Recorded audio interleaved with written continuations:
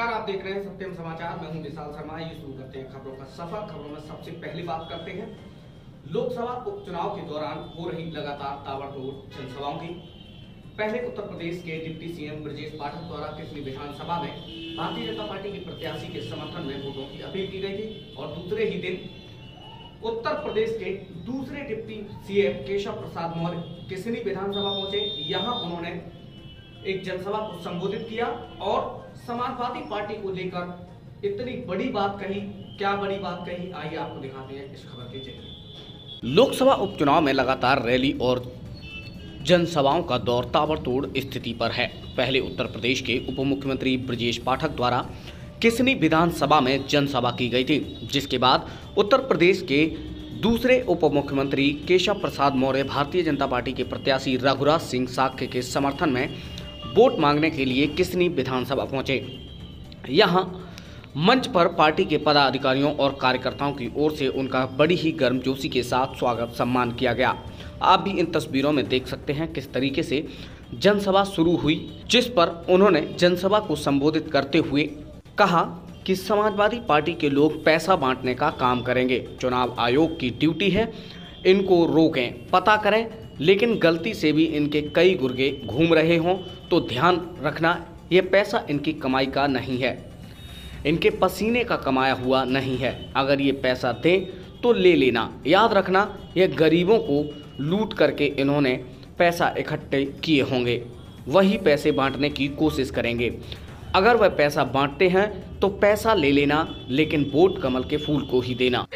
श्री अखिलेश यादव जी और उनकी पार्टी और उनके परिवार के लोग यह सुन लें कि अब यहाँ यदुवंशी भी हमारे साथ बड़ी संख्या में आ रहा है और जो अल्पसंख्यक समुदाय से जिनको मुस्लिम वोट बैंक समझते थे, यादव और मुस्लिम समाजवादी पार्टी समझती कि उनका बंधुआ वोट बैंक है, यही समझते थे। बताओ, उनको तो यह समझते कि उनको वोट देना मजबूरी है, लेकिन अब किसी की कोई मजबूरी नहीं, हर व्यक्ति अपना वोट डालने के लिए स्वतंत्र है।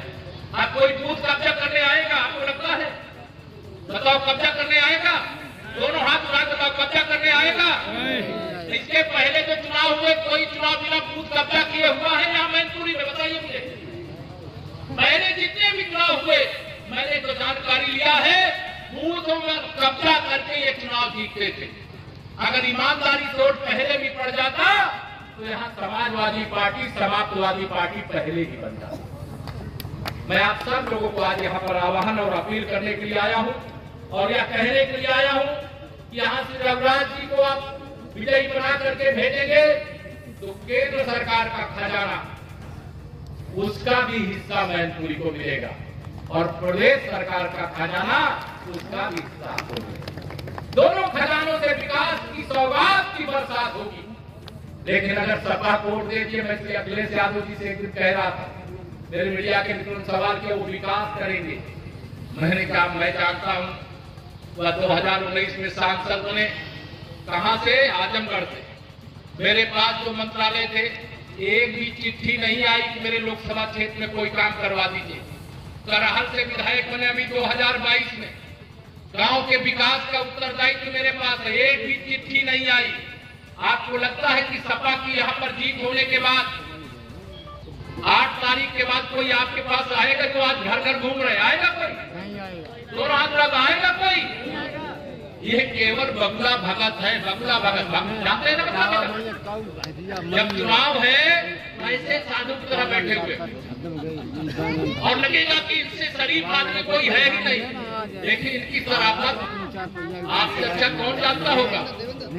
मौका पाएंगे तो चोंच मारेंगे, जो अंदर अपने को बचा करके छिपा करके बैठा होगा उसका बगुला क्या हाल करता है या वही हाल करता है। मैं आप सब लोगों से यहाँ पर आज आपसे अपील करने आया हूँ। 2 जगह और सभाएं हैं, वहां पर भी जाना है, लेकिन यह तय करके जा रहा हूँ मैं हर महीने रघुराज सिंह जी लोकसभा में आपको यहाँ की जनता आशीर्वाद दे रही है। ये गुंडागर्दी घट सकते हैं क्या? ये सत्ता के बल पर गुंडाई करते हैं। जिस गाड़ी में सपा का झंडा, उस गाड़ी में सपा की सरकार हो तो बैठा गुंडा बैठा रहेगा कि नहीं बैठा रहेगा? आज कोई गुंडागर्दी करे, आज किसी को धमकी देने का काम करे, चुनाव आचार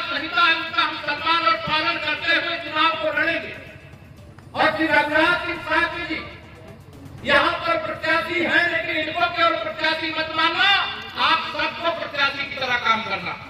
करोगे? दोनों हाथ उठा के बताओ, करोगे? आप सबको प्रत्याशी की तरह काम करना। समय की कौन सी तारीख है? 27 तारीख। अब कितने दिन बचा है? 3, 5, 3, 8, 9, 8-10 दिन बचा हुआ है। अगर आप 6 दिन ही बचा है, 27 से, हाँ ये तो 30 दिन का ही महीना है नवंबर। 6 दिन का परिश्रम आपकी 6 पीढ़ियों को सुख का रास्ता खोलते, गुंडागर्दी से आपको मुक्त कराने का अवसर प्रदान हुआ है। और इस अवसर को आप कमल के फूल की बटन ही न दबानी है, आपको क्या करना है? किसी गुंडे की गर्दन नहीं दबानी है, केवल कमल के फूल की बटन दबानी है। आप कमल के फूल की बटन दबाओगे, एक गरीब आदमी को पक्का मकान मिल जाएगा, प्रधानमंत्री आवास मिल जाएगा। आप कमल की बटन दबाओगे, एक गरीब के घर में भी शौचालय बन जाएगा। आप कमल की बटन दबाओगे, गरीब के घर में भी गैस के चूल्हे पर उसका नाश्ता और भोजन बन जाएगा। आप कमल का बटन दबाओगे तो जिस गरीब के घर आऊंगा, तो अभी 2 और सभाएं यहीं से सबको प्रणाम करता हूं। मैं अपने नौजवानों का आह्वान करता हूं, यह चुनाव नहीं है, यह आपके उज्जवल भविष्य का एक ऐसा पथ निर्माण होने जा रहा है जिसमें न गुंडागर्दी, न भ्रष्टाचार, न अत्याचार, इससे बाहर निकालने का यह मौका आपके हाथ में आया। हमारी मातृशक्ति भी बैठी, मेरे पत्रकार मित्र भी आज यहाँ पर है। मुझे तो खुशी इस बात की हो रही है, जो समाजवादी पार्टी के अध्यक्ष श्री अखिलेश यादव जी अपने भाई के लिए एक दिन भी प्रचार करने आजमगढ़ नहीं गए थे, आज उनको मैनपुरी में गली गली घूमना पड़ा। जो श्री शिवपाल सिंह यादव जी लंबी चौड़ी हाँकते हैं, जो लंबी चौड़ी हाँकते हैं, उनको ये पता है कि आप चाहे एक रहे चाहे अलग अलग रहे, कमल का फूल खिलने से रोक नहीं सकते हैं। और मैं आप सबके सामने एक बात और, मुझे अभी धीरे धीरे मंच में हमारे तमाम वरिष्ठ नेताओं ने बताया कि लोगों के पास पैसा बहुत है, पैसा बांट रहे हैं, सही बात है ये, और पैसा बांट रहे हैं। तो मेरे भाइयों बहनों, पहले तो चुनाव आयोग इनको बांटने से रोके, उसकी शिकायत की जाएगी। लेकिन अगर पैसा भी दे तो ये कोई अपनी जमीन जायदाद बेच करके नहीं दे रहे हैं, पैसा वो आपको ही लूट करके इकट्ठा किए होंगे, वही आपको बांटने का काम कर रहे हैं। रघुनाथ सिंह साथी के पास उतना पैसा नहीं है, लेकिन आपके साथ कंधे से कंधा मिला करके आपके सुख का, आपके दुख का साथी बना रहने की ताकत जरूर है।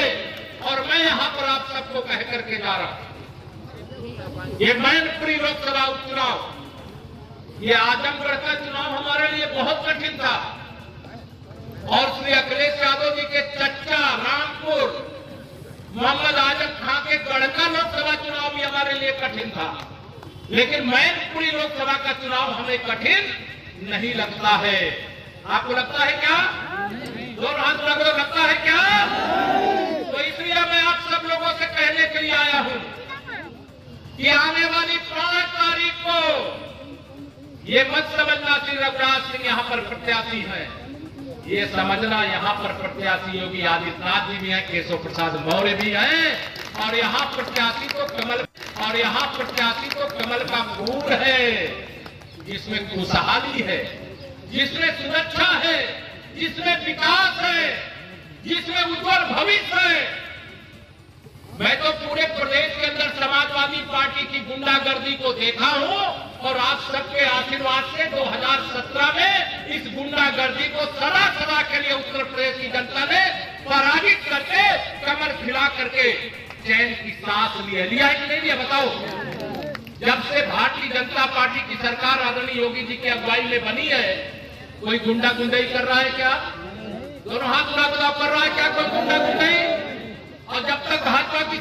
रही थी यूपी में, और मैं पूरे यूपी के अंदर बता रहा हूं, लेकिन मैनपुरी का कोई परिवार ऐसा रहा होगा क्या जिसे समाजवादी पार्टी के गुंडों ने धमकाया ना हो? रास्ते में मेहनत करके अपना पसीना बहा करके रोजी रोटी कमाने के लिए आप गए हो, 2 पैसा जेब में हो और रास्ते में लूट न लिया जाता हो। आपकी जमीनों को जबरदस्ती औने पौने दामों में बेनामा न करा लिया जाता रहा कि नहीं ऐसा यहाँ कहा? लेकिन आज है क्या? कोई आपकी जमीन जबरदस्ती लिखा सकता है क्या? कोई अपराध करे, ये सैफई परिवार वाले उनको बचा सकते हैं क्या? अपराधी के लिए यहाँ पर जगह नहीं है मेरे भाई बहनों। 2022 के लोकसभा के ये उपचुनाव ऐतिहासिक चुनाव है। भाई भाई और भाई भाई 2022 इस लोकसभा चुनाव में एक बात और सब लोग ध्यान रखना और लोगों को बता देना, 2022 में विधानसभा चुनाव हो गया है और 2027 तक भारतीय जनता पार्टी की उत्तर प्रदेश में सरकार है, और 27 के बाद आने वाले 25 साल तक मैंने दिखवाया। एक जो श्री मित्र थे मेरे, मैंने उनसे पूछा क्या भविष्य है श्री अखिलेश यादव जी का, उन्होंने कहा 25 साल 27 के बाद 25 साल तक इनके सत्ता में आने का कुंडली में योग ही नहीं है। विकास इस प्रकार के विकास से भला होने वाला नहीं है, और मुझे ये कहने में कोई संकोच नहीं है। अभी 3 उपचुनाव हुए हैं 2022 के विधानसभा के बाद, तीनों उपचुनाव भारतीय जनता पार्टी ने जीते हैं। इस समय 3 उपचुनाव हो रहे हैं, एक मैनपुरी लोकसभा का, एक रामपुर विधानसभा का, एक खतौली विधानसभा का। मैं खतौली होकर के आ रहा हूं और मैनपुरी में आज हूं, कल मैं रामपुर भी जाने वाला, और मेरे पास जो फीडबैक है उस फीडबैक के आधार पर मैनपुरी लोकसभा सहित दोनों विधानसभा चुनाव भी भारतीय जनता पार्टी जीतने जा रही है। और ये बड़े बड़े जो दावे करते हैं, श्री अखिलेश यादव जी के दावे को याद करिएगा, केवल याद दिला रहा हूं। 2014 के लोकसभा चुनाव में इन्होंने कहा जब 60 से अधिक लोकसभा सीटें जीतेंगे और केंद्र में सरकार बनाएंगे। क्या स्थिति बनी इनकी? 5 में रह गए सिमट करके। 73 सांसद उत्तर प्रदेश की जनता ने माननीय नरेंद्र मोदी जी को देश का प्रधानमंत्री बनाने के लिए दे करके देश की बागडोर 56 इंच के सीने वाले को सौंप देने का काम किया। 2017 का विधानसभा चुनाव हुआ, इन्होंने कहा 300 से ज्यादा सीटें जीतेंगे, लेकिन 300 से ज्यादा सीटें कौन गए? 47 पर सिमट करके रह गए। 2019 में गठबंधन कर लिया सपा बसपा कांग्रेस ने, लेकिन इसके बाद भी 64 सांसद भारतीय जनता पार्टी के जीते और 51% वोट प्राप्त किया। ये फिर जहां थे वहीं पर रह गए, और 2022 में इन्होंने दावा किया हम 400 सीटें जीत रहे हैं।